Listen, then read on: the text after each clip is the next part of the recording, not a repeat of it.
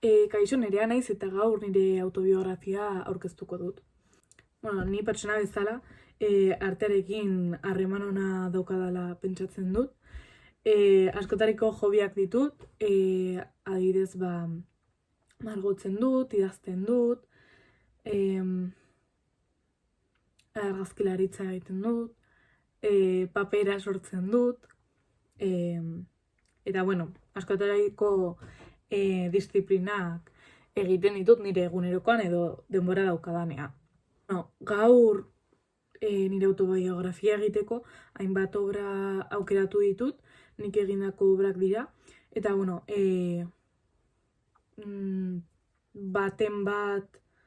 baten testu ingurua aurkeztuko dizuet. Ni eskolako munduan bezala, batxiler estenikoa egin nuen, eta batxiler honetan ikasgai bat genuen, non plastika bezalako ikasgaia zen, eta egun batean lan bat egitea proposatu zuen irakasleak. Eta hortik aurrera, ez dakit zergatik, baina lan honekin bukatu nuen. Niretzat da nire lan gustukoena, eta ez da ensi estetikagatik, baizik eta barruan daukan nola testu inguruagatik edo nire bizipenagatik. Azkenean ni bizi izan nuen denbora baten edo gertakizun baten deskribapen simbolikoa da. Oso harro nago azkenean oso polita gelditu delako, baina ere bai bizi nuen gertakizun nire bizitzako txarrenetariko bat paper batean deskribatu nuelako. Eta ideia honetatik abiatuta, irakasle bezala, artea ikaslei horretarako, zehazki bizipene txarretako edo honetarako deskribapenak egitea bilatuko dut. Azkenean, deskribapen hauek modu askotan egin aldira, baina nire gustokoena da margotzez, margotzean bizipenak txertatzea eta deskribatzea. Eta uste dut oso baliabide ona dela zu bezala, igual bizipen txar bat aurrera eramateko eta alde modu batez edo bestez superatzeko. Aukeratu dudan beste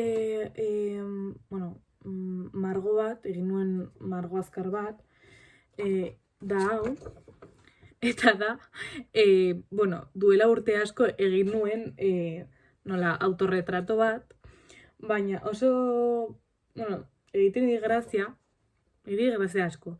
Eta da, ikusten duzulako, horrela ikusten duzunean margoa, da nola ispilu bat izango banu horrela, eta nire aurpegia ikusiko banu. Beraz, niretzat da nola autorretrato bat, baina ispilu batekin begiratzen ispilu batean begiratzen ari banintz bezala. Irakasle bezala pentsatzen dut artea erabili aldela ikasgai guztiak irakasteko. Beraz, azkenean ni etorkizun batean irakasle bezala ariketa didaktikoak, ariketa didaktiko artistikoak sortzeko helburua edo asmoa daukat, azkenean beste helburu batzuk edo beste asmo batzuk lortzeko.